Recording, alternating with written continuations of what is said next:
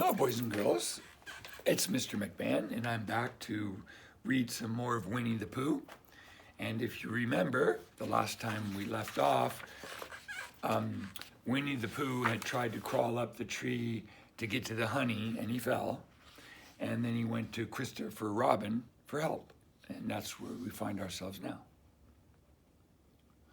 I wonder if you've got such a thing as a balloon about you. A balloon?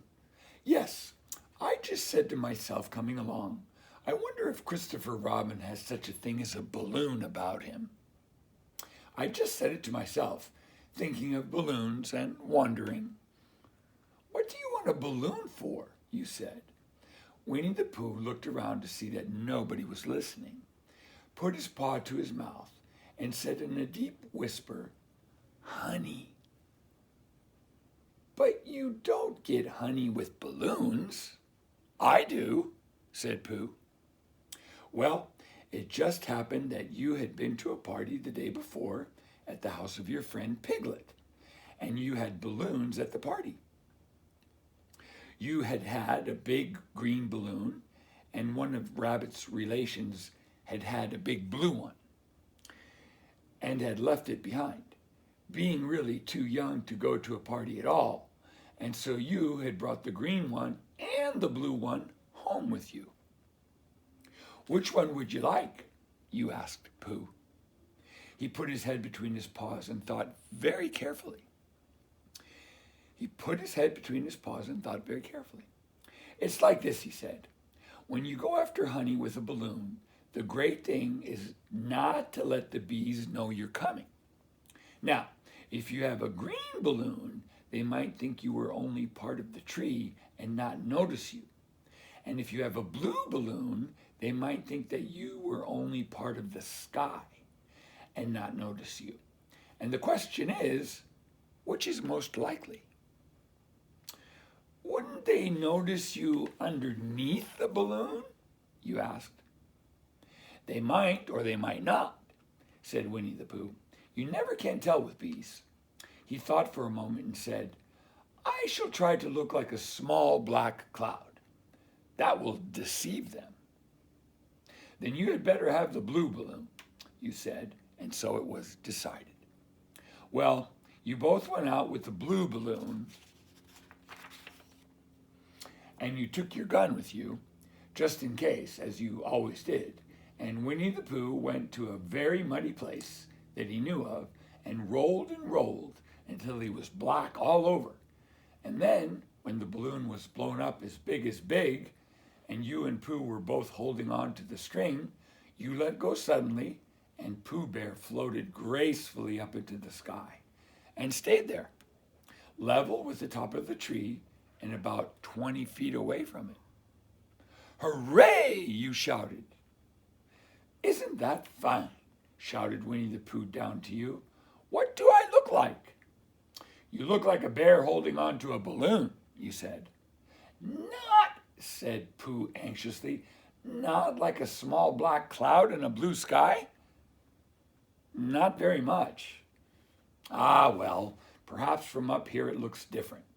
And as I say, you never can tell with bees. There was no wind to blow him nearer to the tree, so there he stayed. He could see the honey, he could smell the honey, but he couldn't quite reach the honey. After a little while, he called down to you. Christopher Robin, he said in a loud whisper. Hello. I think the bees suspect something. What sort of thing? I don't know, but something tells me that they're suspicious. Perhaps they think that you're after their honey. It may be that. You never can tell with bees. There was another little silence. And then he called down to you again. Christopher Robin.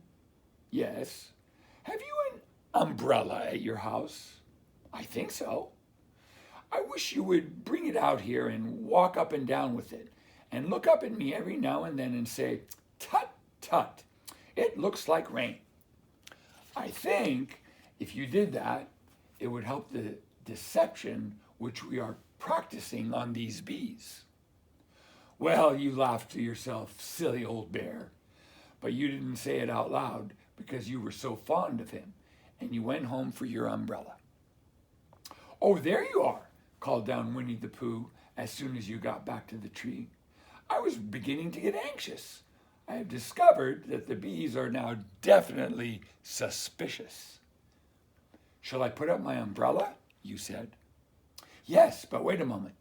We must be practical. The important bee to deceive is the queen bee. Can you see which is the queen bee from down there?" "No." "A pity. Well now, if you walk up and down with your umbrella saying, 'Tut, tut, it looks like rain,' I shall do what I can by singing a little cloud song, such as a cloud might sing. Go." So while you walked up and down and wondered if it would rain, Winnie the Pooh sang his song. "How sweet to be a cloud floating in the blue. Every little cloud always sings aloud. How sweet to be a cloud floating in the blue. It makes him very proud to be a little cloud." The bees were still buzzing as suspiciously as ever. Some of them indeed left their nest and flew all around the cloud as it began the second verse of this song. And one bee sat down on the nose of the cloud for a moment and then got up again. "Christopher—" "Ow, Robin," called out the cloud. "Yes, I have just been thinking, and I have come to a very important decision. These are the wrong sort of bees." "Are they?" "Quite the wrong sort. So I should think they would make the wrong sort of honey, shouldn't you?" "Would they?" "Yes, I think I shall come down." "How?" I asked you. Winnie the Pooh hadn't thought about this. If he let go of the string, he would fall. Bump! And he didn't like the idea of that.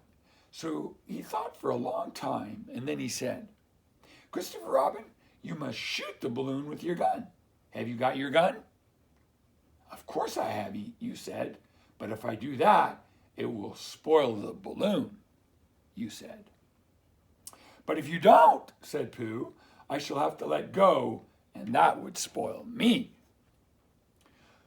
When you put it like this, you saw how it was, and you aimed very carefully at the balloon and fired.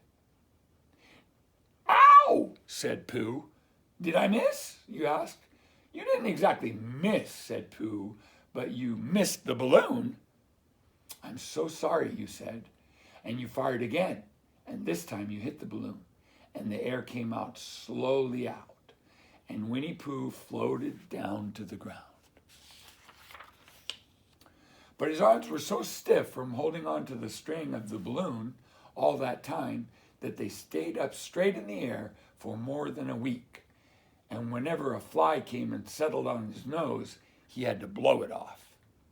And I think, but I'm not sure, that is why he was always called Pooh. "Is that the end of the story?" asked Christopher Robin. "That's the end of that one. There are others. About Pooh and me, and Piglet and Rabbit, and all of you. Don't you remember?" "I do remember, and then when I try to remember, I forget." "That day when Pooh and Piglet tried to catch the heffalump, they didn't catch it, did they?" "No." "Pooh couldn't because he hasn't any brain. Did I catch it?" "Well, that comes into the story." Christopher Robin nodded. "I do remember," he said, "only Pooh doesn't very well. So that's why he likes having it told to him again, because then it's a real story and not just a remembering." "That's just how I feel," I said. Christopher Robin gave a deep sigh, picked his bear up by the leg, and walked off to the door, trailing Pooh behind him. At the door he turned and said, "Coming to see me have my bath?" "I might," I said. "It didn't hurt him when I shot him, did it?" "Not a bit." He nodded and went out, and in a moment I heard Winnie the Pooh, bump, bump, bump, going up the stairs behind him. And that was the end of chapter 1. Next week we'll read chapter 2. in which Pooh goes visiting and gets into a tight place. Again, thank you for listening.